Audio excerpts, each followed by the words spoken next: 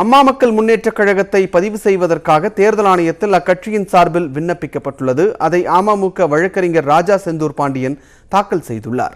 அம்மா மக்கள் முன்னேற்றக் கழகத்தை தேர்தல் ஆணையத்தில் பதிவு செய்வதற்கான நடவடிக்கைகளை அக்கட்சி தொடங்கியுள்ளது. இதற்கான விண்ணப்பம் மற்றும் ஆவணங்களை அக்கட்சி சார்பில் வழக்கறிஞர் ராஜா செந்தூர் பாண்டியன் சமர்ப்பித்துள்ளார். இதையடுத்து ஆவணங்களை தேர்தல் ஆணையம் பரிசீலிக்கும்.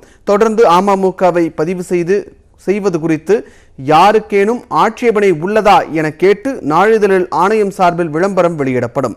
அதற்கு 1 மாதம் கால அவகாசம் அளிக்கப்பட்டு பரிசீலனைக்கு பிறகு அமமுக அரசியல் கட்சியாக தேர்தல் ஆணையத்தில் பதிவு செய்யப்படும்.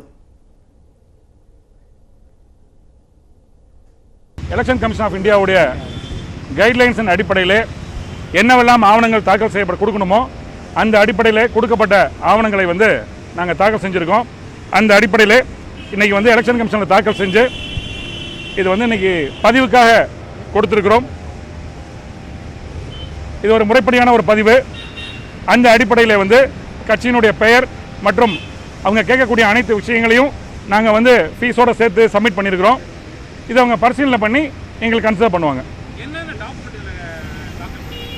அதாவது இதில் முக்கியமான தேவை ஒரு ரெசல்யூஷன்.